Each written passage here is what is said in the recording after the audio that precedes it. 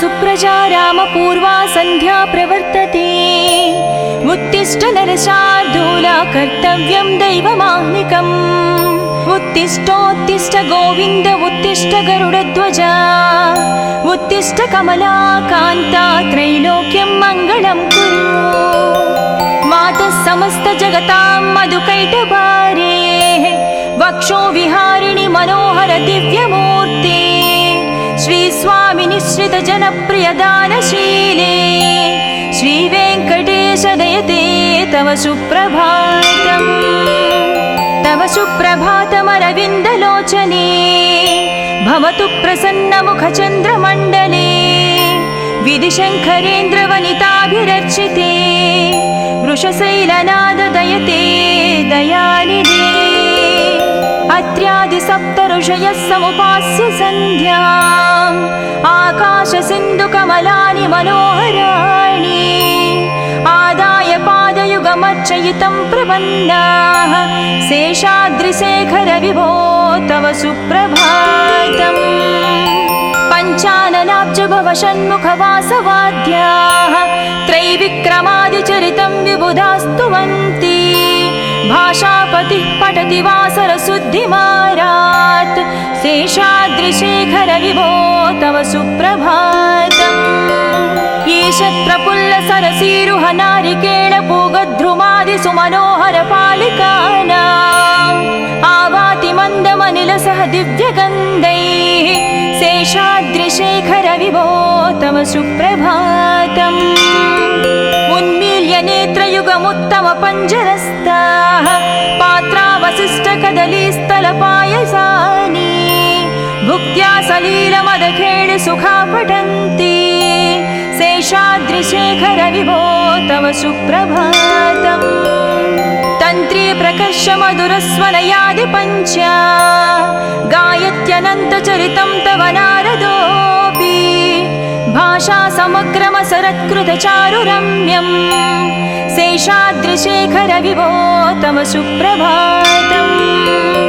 भृङ्गावळी च मकरन्दरसानुविद्ध जङ्कारगीतनिनदैः सह सेवनाय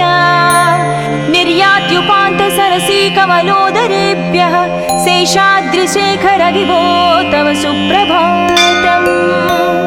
योषा गणेन वरदत्नि विमध्यमाने गोशालयेषु दधिमन्थन तीव्रघोषाः रोषात् कलिं विदधते ककुपञ्चकुम्भाः शेषाद्रिशेखर विभो तव सुप्रभातम्। पद्मेशमित्रशतपत्रगतालिवर्गाः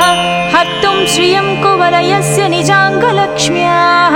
भेरीनिनादमनबिभ्रति तीव्रनादाम् शेषाद्रिशेखर विभो तव सुप्रभातम्। श्रीमन्नभीष्टवरदा किल लोकबन्धो श्री श्रीनिवास जगदेकदयैकसिन्धो श्रीदेवता गुहभुजान्तर दिव्यमूर्ते श्रीवेङ्कटाचलपते तव सुप्रभातम्। श्रीमन्नभीष्टवरदा किल लोकबन्धो श्री श्रीनिवास जगदेश दयैकसिन्धो श्रीदेवता गृहभुजान्तर दिव्यमूर्ते श्रीवेङ्कटाचलपते तव सुप्रभातम्। श्रीस्वामि पुष्करिणिकाप्लव निर्मलाङ्गाः श्रेयाधिनो हरविरिञ्चि सनन्दनाद्याः द्वारे वसन्ति वरनेत्रहतोत्तमाङ्गाः श्रीवेङ्कटाचलपते तव सुप्रभातम्। श्रीशेषशैलगरुडाचल वेङ्कटाद्रिनारायणाद्रिवृषभाद्रिवृषाद्रिमुख्या आख्यां त्वदीय वसतिरनिशं वदन्ति श्रीवेङ्कटाचलपते तव सुप्रभातम्। सेवापराः शिवसुरेश कृशानुधर्मरक्षो भुराद पवमानदनादिनाद बद्धाञ्जलिप्रविलसन्निधशीर्षदेशा श्रीवेङ्कटाचलपते तव सुप्रभातम्। दाटीश्रुते विहगराज मृगाधिराज नागाधिराज गजराज हयाधिराज स्वस्वाधिकारमहमाधिकमर्दयन्ते तव सुप्रभातम् सूर्येन्दुभौमबुधवाक्पति काव्यसौरि सद्भानुकेतु दिवि सत्परिसत्प्रधानाः त्वद्वासदापचरमावधिदासदासाः श्रीवेङ्कटाचलपते तव सुप्रभातम् तत्पादधूलिभरितस्फुरितोत्तमाङ्गाः स्वर्गापवर्गनिरपेक्ष निजान्तरङ्गाः कल्पागमाकलनया कुलताङ्गभन्ते श्रीवेङ्कटाचलपते तव सुप्रभातम् त्वद्गोपुराग्रशिखराणि निरीक्षमाणाः स्वर्गापवर्गपदवीं परमां श्रयन्तः मध्या मनुष्यभुवने मतिमाश्रयन्ते श्रीवेङ्कटाचलपते तव सुप्रभातम् श्रीभूमिनायक दयादिगुणामृताभे देवादिदेव जगदेश शरण्यमूर्ते श्रीमन्ननन्तगरुडाधिविरचिताङ्ग्रे श्रीवेङ्कटाचलपते तव सुप्रभातम् श्रीपद्मनाभ पुरुषोत्तम वासुदेव वैकुण्ठमाधव जनार्दन चक्रपाणे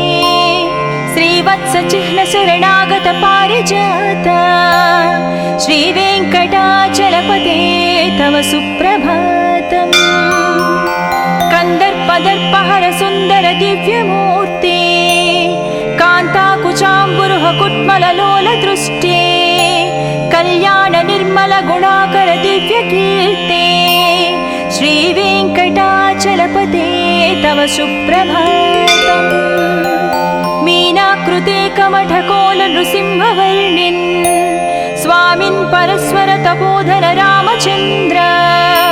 शेषांस राम यदुनन्दन कल्किरूप श्रीवेङ्कटाचलपते तव सुप्रभातम् येलालवङ्घगनसार सुगन्धितीर्थम् दिव्यं वियत्सरितु हेमघटेषु पूर्णम् धृत्वाद्धवैदिकशिखामणयः प्रहृष्टाः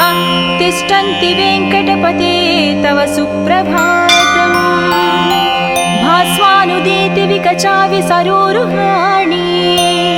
सम्पूरयन्ति निनदैककुभो विहङ्गाः श्रीवैष्णवाः सतमर्धितमङ्गलास्ते धामाश्रयन्ति तव वेङ्कटसुप्रभातम् ब्रह्मादयाः सुरवराः सुमहर्षयस्ते सन्तः सनन्दनमुखास्त्वदयोगिवर्याः धामान्तिके तव हि मङ्गलवस्तुहस्ताः श्रीवेङ्कटाचलपते तव सुप्रभातम् लक्ष्मीनिवास निरवध्य गुणैकसिन्धो संसारसागर समुत्तरणैकसेतो वेदान्तवेद्य निजवैभव भक्तभोग्या श्रीवेङ्कटाचलपते तव सुप्रभातम् लक्ष्मीनिवास निरवध्य गुणैकसिन्धो संसारसागर समुत्तरणैकसेतो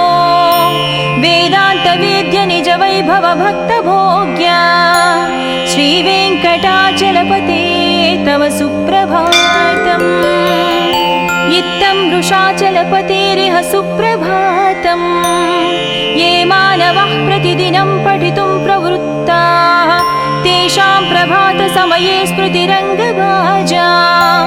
प्रज्ञां परार्धसुलभां परमां प्रसूते इत्थं वृषाचलपतेरिह सुप्रभातम् ये मानवः प्रतिदिनं पठितुं प्रवृत्ताः तेषां प्रभातसमये स्मृतिरङ्गभाजां प्रज्ञां परार्धसुलभां परमां प्रसूते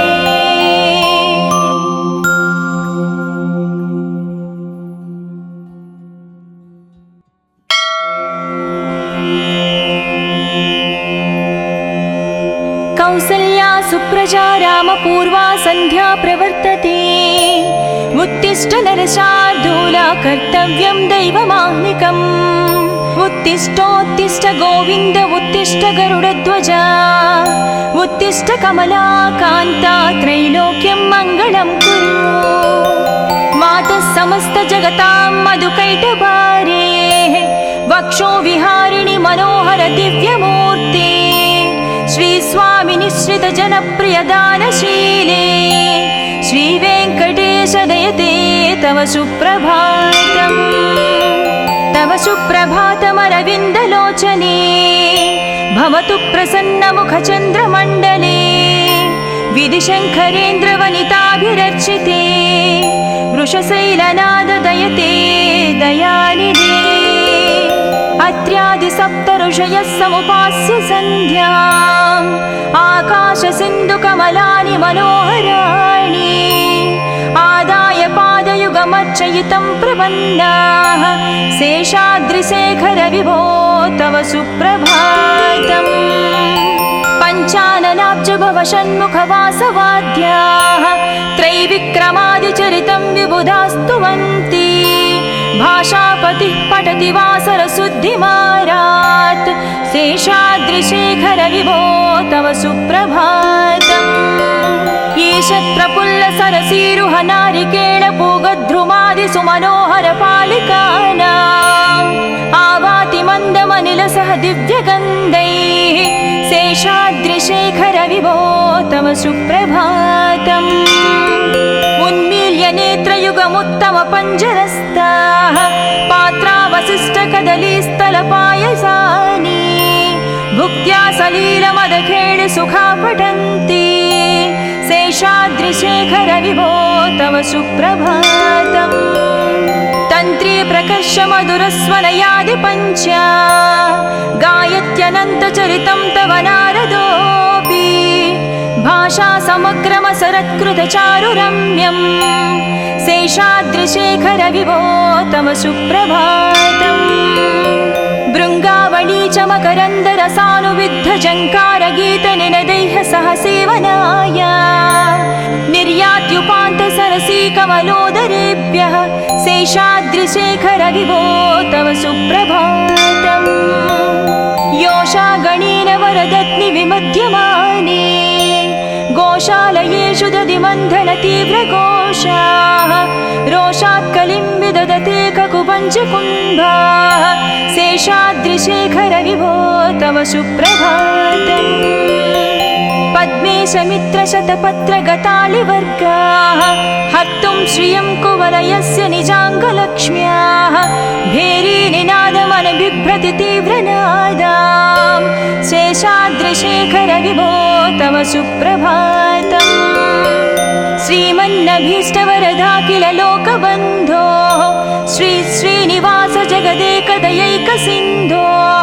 श्रीदेवता गुहभुजान्तर दिव्यमूर्ते श्रीवेङ्कटाचलपते तव सुप्रभातम् श्रीमन्नभीष्टवरदाखिल लोकबन्धो श्री श्रीनिवास जगदेश दयैकसिन्धो श्रीदेवता गृहभुजान्तर दिव्यमूर्ते श्रीवेङ्कटाचलपते तव सुप्रभातम् श्री स्वामी पुष्करिणिकाप्लव निर्मलाङ्गाः श्रेयाधिनोहर विरिञ्चि सनन्दनाद्याः द्वारे वसन्ति वरनेत्रहतोद्यमाङ्गाः श्रीवेङ्कटाचलपते तव सुप्रभातम् श्रीशेषशैलगरुडाचल वेङ्कटाद्रिनारायणाद्रिवृषभाद्रिवृषाद्रिमुख्या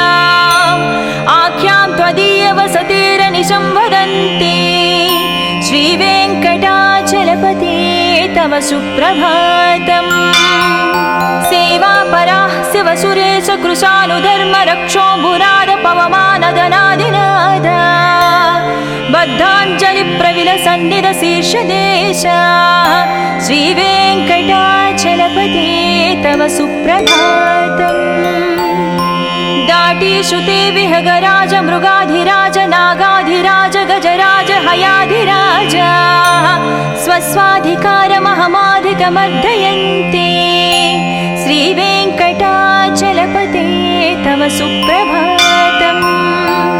सूर्येन्दुभौमबुधवाक्पति काव्यसौरि सद्भानुकेतु दिवि सत्परिसत्प्रधानाः त्वद्वासदापचरमावधि दासदासाः श्रीवेङ्कटाचलपते तव सुप्रभातम् तत्पादधूलिभरितस्फुरितोत्तमाङ्गा स्वर्गापवर्गनिरपेक्ष निजान्तरङ्गा कल्पागमाकलनया कुलताङ्गभन्ते श्रीवेङ्कटाचलपते तव सुप्रभातम् त्वद्गोपुराग्रशिखराणि निरीक्षमाणाः स्वर्गापवर्गपदवीं परमां श्रयन्तः मर्त्या मनुष्यभुवने मतिमाश्रयन्ते श्रीवेङ्कटाचलपते तव सुप्रभातम् श्रीभूमिनायक दयादिगुणामृताभे देवादिदेव जगदेश शरण्यमूर्ते श्रीमन्ननन्तगरुडाधिभिरर्चिताङ्घ्रे श्रीवेङ्कटाचलपते तव सुप्रभातम् श्रीपद्मनाभपुरुषोत्तम वासुदेव वैकुण्ठमाधव जनार्दन चक्रपाणि श्रीवत्सचिह्न शरणागत पारिजात श्रीवेङ्कटाचलपते तव सुप्रभातम् कन्दर्पदर्पहर सुन्दर दिव्यमूर्ते कान्ताकुचाम्बुरुह कुट्मललोल दृष्टे कल्याण निर्मल गुणाकर दिव्यकीर्ते श्रीवेङ्कटाचलपते तव सुप्रभातम् मीनाकृते कमठकोल नृसिंहवर्णिन् स्वामिन् परस्वर तपोधन रामचन्द्र शेषांस राम यदुनन्दन कल्किरूप श्रीवेङ्कटाचलपते तव सुप्रभातम् येलालवङ्घगणसार सुगन्धितीर्थम् दिव्यं वियत्सरितु हेमघटेषु पूर्णम् धृत्वाद्धवैदिकशिखामणयः प्रहृष्टाः तिष्ठन्ति वेङ्कटपते तव सुप्रभातम् भास्वानुदीति विकचाविसरोरुहाणि सम्पूरयन्ति निनदैककुबो विहङ्गा श्रीवैष्णवाः सतमर्धितमङ्गलास्ते धामाश्रयन्ति तव वेङ्कटसुप्रभातम् ब्रह्मादयाः सुरवराः सुमहर्षयस्ते सन्तः सनन्दनमुखास्त्वदयोगिवर्याः धामान्तिके तव हि मङ्गलवस्तुहस्ताः श्रीवेङ्कटाचलपते तव सुप्रभातम् लक्ष्मीनिवास निरवध्य गुणैकसिन्धो संसारसागर समुत्तरणैकसेतो वेदान्तवेद्य निज वैभव भक्तभोग्या श्रीवेङ्कटाचलपते तव सुप्रभातम् लक्ष्मीनिवास निरवध्य गुणैकसिन्धो संसारसागर समुत्तरणैकसेतो वेदान्तवेद्य निज वैभव भक्तभोग्या श्रीवेङ्कटाचलपते तव सुप्रभातम् इत्थं वृषाचलपतेरिह सुप्रभातम् ये मानवः प्रतिदिनं पठितुं प्रवृत्ताः तेषां प्रभातसमये स्मृतिरङ्गभाजां प्रज्ञां परार्धसुलभां परमां प्रसूते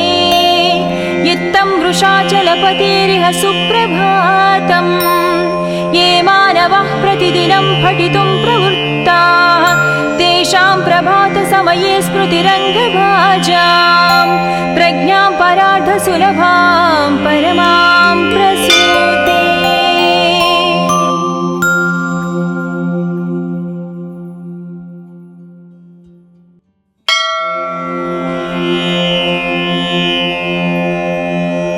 कौसल्या सुप्रजा रामपूर्वा सन्ध्या प्रवर्तते उत्तिष्ठ नरशार्दूला कर्तव्यं दैवमाह्निकम् उत्तिष्ठोत्तिष्ठ गोविन्द उत्तिष्ठ गरुडध्वजा उत्तिष्ठ कमलाकान्ता त्रैलोक्यं मङ्गलं कुरु मातः समस्त जगतां मधुकैटभारे वक्षो विहारिणि मनोहर दिव्यमूर्ते श्रीस्वामि निश्रित जनप्रिय दानशीले श्रीवेङ्कटेश दयते तव सुप्रभातम् तव सुप्रभातमरविन्दलोचने भवतु प्रसन्नमुखचन्द्रमण्डले विधिशङ्करेन्द्रवनिताभिरर्चिते वृषशैलनाददयते दयानिधे अत्र्यादिसप्तऋषयः समुपास्य सन्ध्याम् आकाशसिन्धुकमलानि मनोहराणि आदाय पादयुगमर्चयितं प्रपन्नाः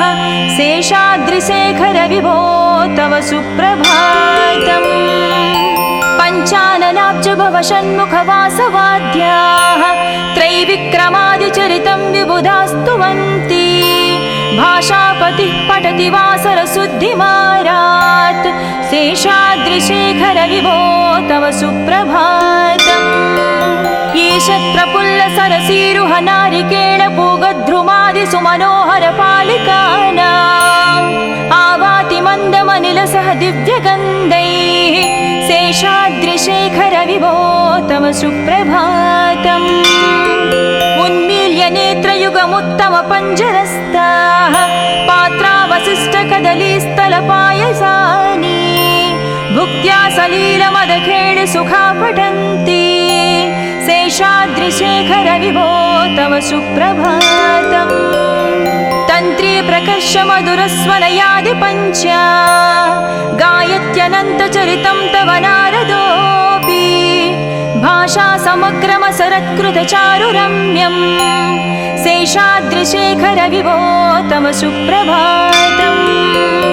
भृङ्गावळी च मकरन्दरसानुविद्धझङ्कारगीतनिनदैः सह सेवनाय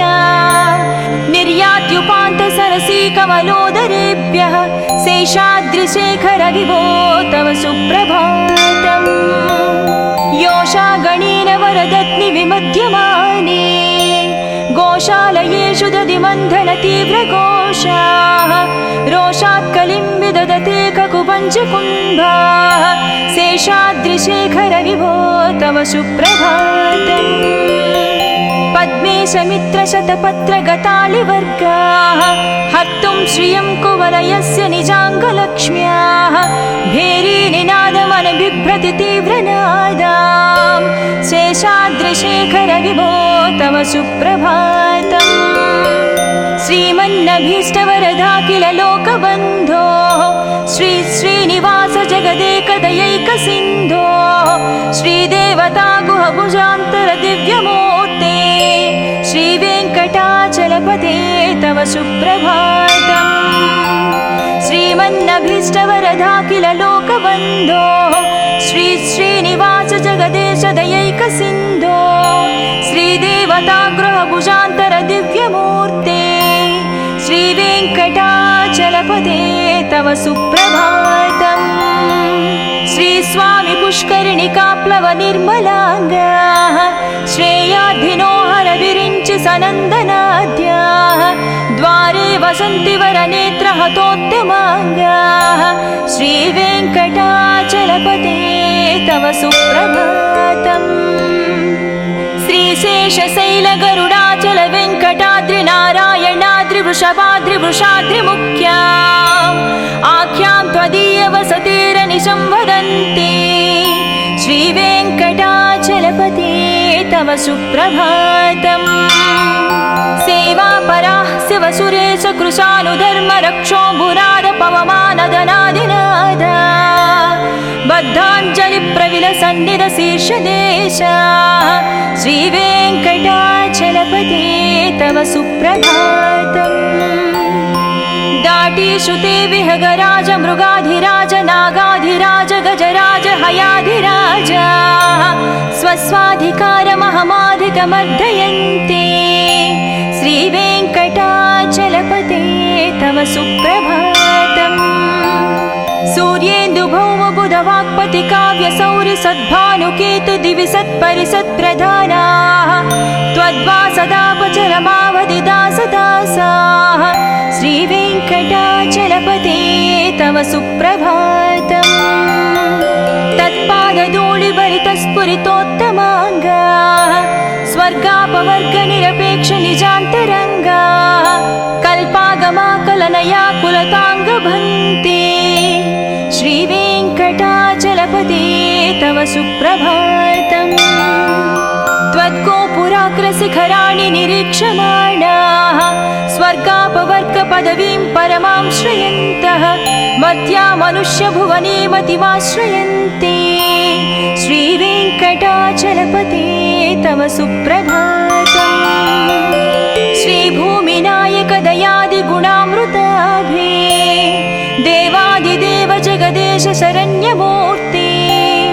श्रीमन्ननन्त गरुडाधिभिरर्चिताग्रे श्रीवेङ्कटाचलपते तव सुप्रभातम् श्रीपद्मनाभ पुरुषोत्तम वासुदेव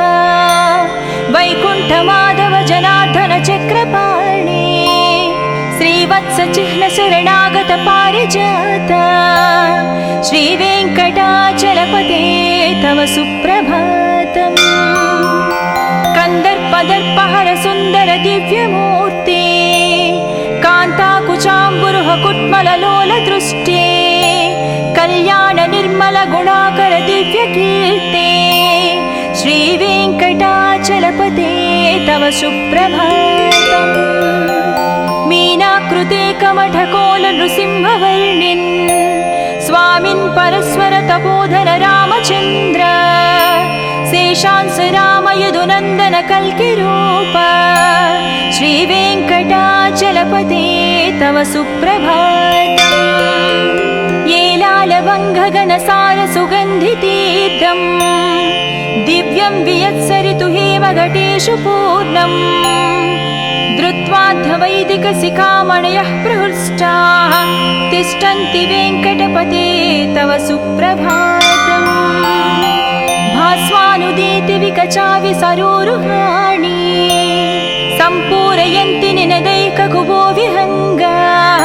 श्रीवैष्णवाः सतमर्धितमङ्गलास्ते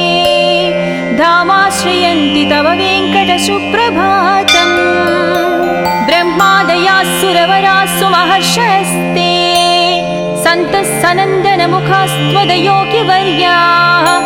दामान्तिके तव हि मङ्गलवस्तुहस्ताः श्रीवेङ्कटाचलपते तव सुप्रभातम्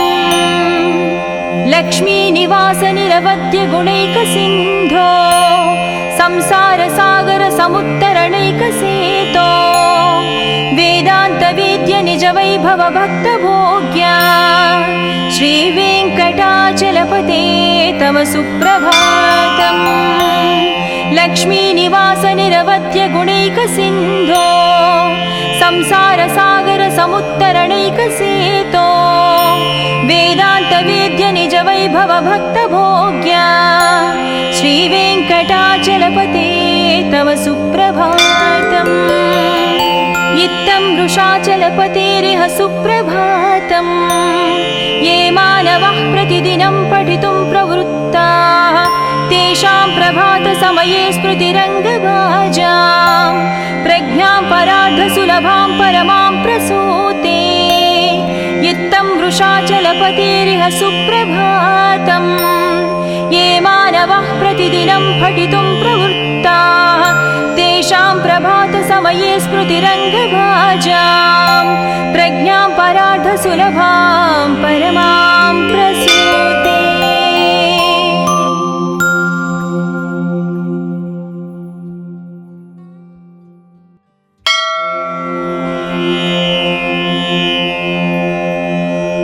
कौसल्या सुप्रजा रामपूर्वा सन्ध्या प्रवर्तते उत्तिष्ठ नरशार्दूला कर्तव्यं दैवमाह्निकम् उत्तिष्ठोत्तिष्ठ गोविन्द उत्तिष्ठ गरुडध्वजा उत्तिष्ठ कमलाकान्ता त्रैलोक्यं मङ्गलं कुरु मातः समस्त जगतां मधुकैटभारे वक्षो विहारिणि मनोहर दिव्यमूर्ते श्री स्वामी निश्रित जनप्रिय दानशीले श्री वेङ्कटेश दयते तव सुप्रभातम् तव सुप्रभातमरविन्दलोचने भवतु प्रसन्नमुखचन्द्रमण्डले विधिशङ्करेन्द्रवनिताभिरर्चिते वृषशैलनाद दयते दयानिधे अत्र्यादि सप्त ऋषयः समुपास्य सन्ध्याम् आकाश सिन्धु कमलानि मनोहराणि आदाय पादयुगमर्चयितं प्रपन्नाः शेषाद्रिशेखर विभो तव सुप्रभातम् पञ्चाननाब्ज भव षण्मुखवासवाद्याः त्रैविक्रमादिचरितं विबुधास्तुवन्ति भाषापतिः पठति वासरशुद्धिमारात् शेषाद्रिशेखर विभो तव सुप्रभातम् ईषत् प्रफुल्ल सरसीरुह नारिकेळ पूगद्रुमादि सुमनोहर पालिकानाम् आवाति मन्दमनिलसह दिव्यगन्धैः शेषाद्रिशेखर विभो तव सुप्रभातम् उन्मील्य नेत्रयुगमुत्तम पञ्जरस्ताः पात्रावशिष्टकदलीस्थलपायसानि भुक्त्या सलीलमदखेळ सुखा पठन्ति शेषाद्रिशेखर विभो तव सुप्रभातम् तन्त्री प्रकर्ष मधुरस्वनयादि पञ्चा गायत्यनन्तचरितं तव नारदोऽपि भाषा समग्रमसरत्कृतचारुरम्यम् शेषाद्रिशेखर विभो तव सुप्रभातम् भृङ्गावळी च मकरन्दरसानुविद्ध जङ्कारगीतनिनदैः सह सेवनाय निर्यात्युपान्त सरसी कमलोदरेभ्यः शेषाद्रिशेखर विभो तव सुप्रभातम् योषा गणेन वरदत्नि विमध्यमाने गोशालयेषु दधिमन्थन तीव्रघोषाः रोषात् कलिं विदधते ककुपञ्चकुम्भाः शेषाद्रिशेखर विभो तव सुप्रभातम् पद्मेशमित्रशतपत्रगतालिवर्गाः हर्तुं श्रियं कुवलयस्य निजाङ्गलक्ष्म्याः भेरीनिनादमनबिभ्रति तीव्रनादाम् शेषाद्रिशेखर विभो तव सुप्रभातम् श्रीमन्नभीष्टवरदाखिल लोकबन्धो श्री श्रीनिवास जगदेकदयैकसिन्धो श्रीदेवता गुहभुजान्तर दिव्यमूर्ते श्रीवेङ्कटाचलपते तव सुप्रभातम् श्रीमन्नभीष्टवरदाखिल लोकबन्धो श्री श्रीनिवास जगदेश दयैकसिन्धो श्रीदेवता गृहभुजान्तर दिव्यमूर्ते श्रीवेङ्कटाचलपते तव सुप्रभातम् श्रीस्वामि पुष्करिणिकाप्लव निर्मलाङ्गाः श्रेयाधिनोहर विरिञ्चि सनन्दनाद्याः द्वारे वसन्ति वरनेत्रहतोत्तमाङ्गाः श्रीवेङ्कटाचलपते तव सुप्रभातम् श्रीशेषशैलगरुडाचल वेङ्कटाद्रि नारायणाद्रि वृषभाद्रि वृषाद्रिमुख्या आख्यां त्वदीयवसतेरनिशं वदन्ति श्रीवेङ्कटाचलपते तव सुप्रभातम् सेवापराः शिवसुरेश कृशानुधर्म रक्षोऽम्बुराद पवमानदनादिनादा बद्धाञ्जलि प्रविलसन्निध शीर्षदेशाः श्रीवेङ्कटाचलपते तव सुप्रभातम् दाटीषु ते विहगराज मृगाधिराज नागाधिराज गजराज हयाधिराज स्वस्वाधिकारमहमाधिकमर्दयन्ते श्रीवेङ्कटाचलपते तव सुप्रभातम् सूर्येन्दुभौमबुधवाक्पति काव्यसौरि सद्भानुकेतु दिवि सत्परिसत्प्रधानाः त्वद्वासदापचरमावधिदासदासाः श्रीवेङ्कटाचलपते तव सुप्रभातम् तत्पादधूलिभरितस्फुरितोत्तमाङ्गाः स्वर्गापवर्गनिरपेक्ष निजान्तरङ्गाः कल्पागमाकलनया कुलताङ्गभन्ते श्रीवेङ्कटाचलपते तव सुप्रभातम् त्वद्गोपुराग्रशिखराणि निरीक्षमाणाः स्वर्गापवर्गपदवीं परमां श्रयन्तः मर्त्या मनुष्यभुवने मतिमाश्रयन्ते चलपते तव सुप्रभातम् श्रीभूमिनायक दयादिगुणामृताभे देवादिदेव जगदेश शरण्यमूर्ते श्रीमन्ननन्त गरुडाधिभिरर्चिताङ्घ्रे श्रीवेङ्कटाचलपते तव सुप्रभातम् श्रीपद्मनाभ पुरुषोत्तम वासुदेव वैकुण्ठमाधव जनार्दन चक्रपाणे श्रीवत्स चिह्न शरणागत पारिजात श्रीवेङ्कटाचलपते तव सुप्रभातम् कन्दर्पदर्पहर सुन्दर दिव्यमूर्ते कान्ताकुचाम्बुरुह कुट्मललोल दृष्टे कल्याण निर्मल गुणाकर दिव्यकीर्ते श्रीवेङ्कटाचलपते तव सुप्रभातम् मीनाकृते कमठकोल नृसिंहवर्णिन् स्वामिन् परस्वर तपोधन रामचन्द्र शेषांस राम यदुनन्दन कल्किरूप श्रीवेङ्कटाचलपते तव सुप्रभातम्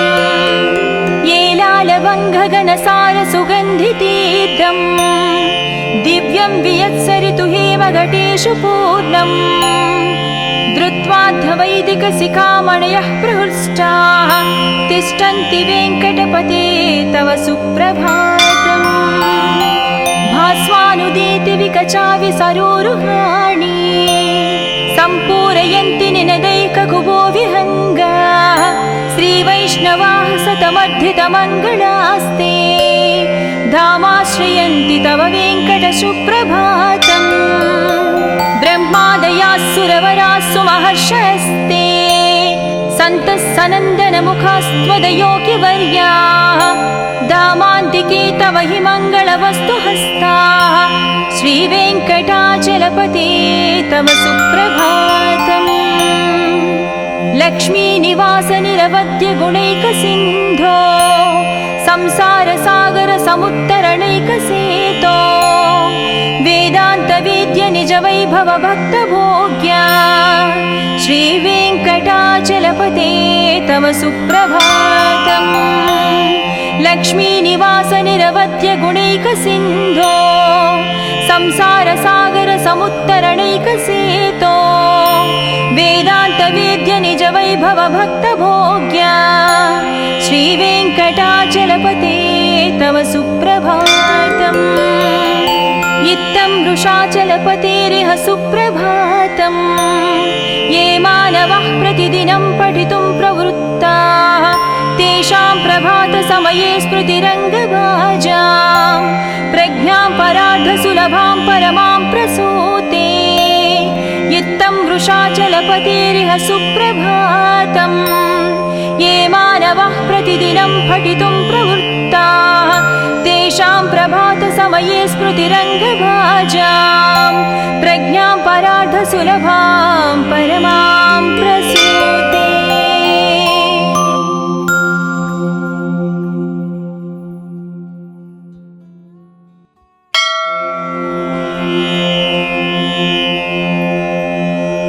कौसल्या सुप्रजा रामपूर्वा सन्ध्या प्रवर्तते उत्तिष्ठ नरशार्दूला कर्तव्यं दैवमाह्निकम् उत्तिष्ठोत्तिष्ठ गोविन्द उत्तिष्ठ गरुडध्वजा उत्तिष्ठ कमला कान्ता त्रैलोक्यं मङ्गलं कुरु मातः समस्त जगतां मधुकैटभारे वक्षो विहारिणि मनोहर दिव्यमूर्ते श्रीस्वामि निश्रित जनप्रिय दानशीले श्रीवेङ्कटेश दयते तव सुप्रभातम् तव सुप्रभातमरविन्दलोचने भवतु प्रसन्नमुखचन्द्रमण्डले विधिशङ्करेन्द्रवनिताभिरर्चिते वृषशैलनाद दयते दयानिधे अत्र्यादिसप्तऋषयः समुपास्य सन्ध्याम्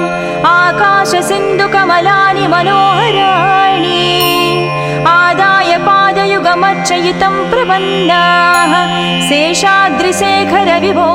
तव सुप्रभातम् पञ्चाननाब्ज भव षण्मुखवासवाद्याः त्रैविक्रमादिचरितं विबुधास्तुवन्ति भाषापतिः पठति वासरशुद्धिमारात् शेषाद्रिशेखर विभो तव सुप्रभातम् ईशत्रपुल्ल सरसीरुह नारिकेळ पूगद्रुमादि सुमनोहर पालिकानाम् आवाति मन्दमनिलसह दिव्यगन्धैः शेषाद्रिशेखर विभो तव सुप्रभातम् उन्मील्य नेत्रयुगमुत्तम पञ्जरस्ताः पात्रावशिष्टकदलीस्थलपायसानि भुक्त्या सलीलमदखेळ सुखा पठन्ति शेषाद्रिशेखर विभो तव सुप्रभातम् तन्त्री प्रकर्ष मधुरस्वनयादि पञ्च गायत्यनन्तचरितं तव नारदोऽपि भाषा समग्रमसरत्कृतचारुरम्यम् शेषाद्रिशेखर विभो तव सुप्रभातम् भृङ्गावळी च मकरन्दरसानुविद्धजङ्कारगीतनिनदैः सह सेवनाय निर्यात्युपान्तसरसी कमलोदरेभ्यः शेषाद्रिशेखर विभो तव सुप्रभातम् योषा गणेन वरदत्नि विमध्यमाने गोशालयेषु दधिमन्थन तीव्रघोषाः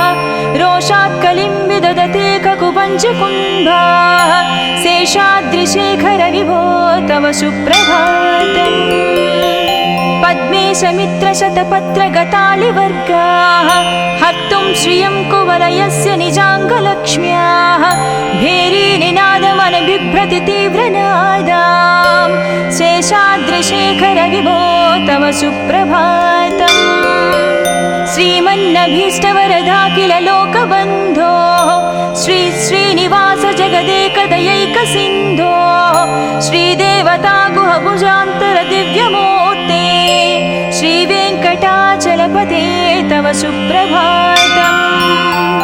श्रीमन्नभीष्टवरदाखिल लोकबन्धो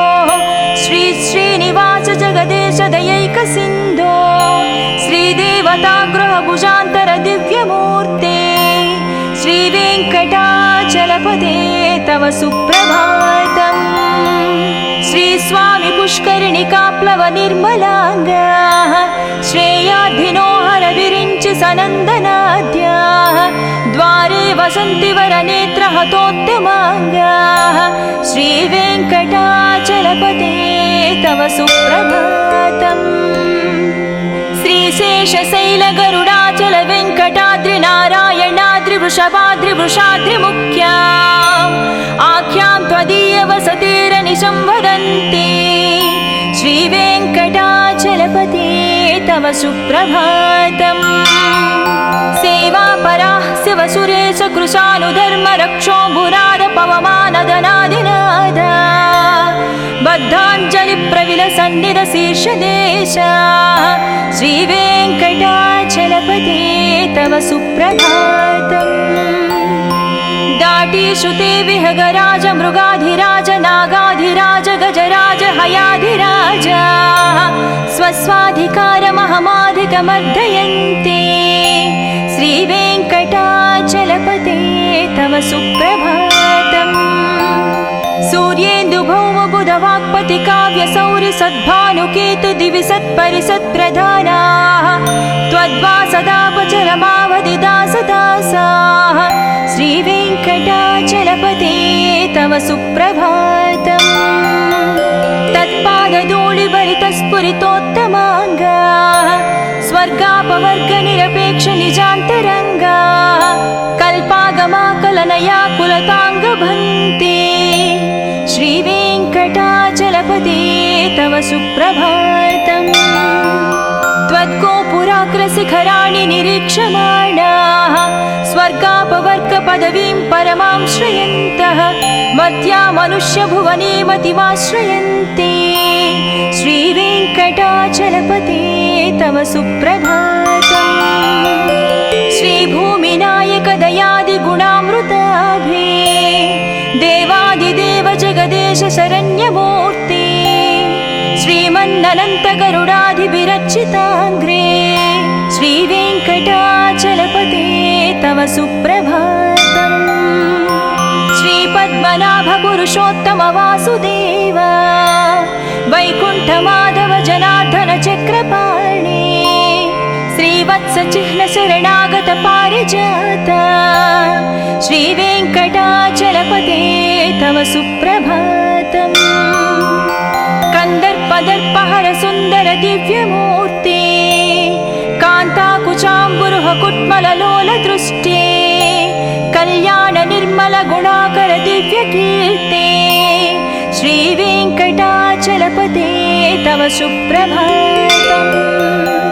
मीनाकृते कमठकोल नृसिंहवर्णिन्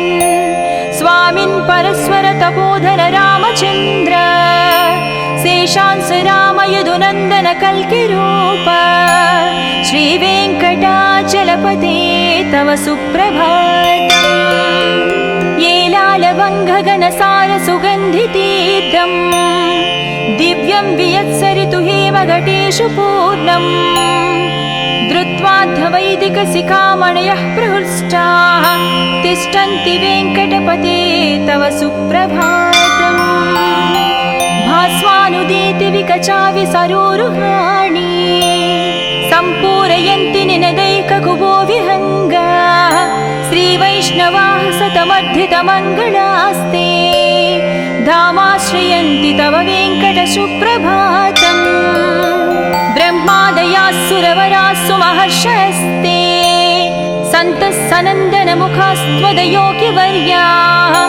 धामान्तिके तव हि मङ्गलवस्तुहस्ताः श्रीवेङ्कटाचलपते तव सुप्रभातम् लक्ष्मीनिवास निरवद्य गुणैकसिन्धो संसारसागर समुत्तरणैकसेतो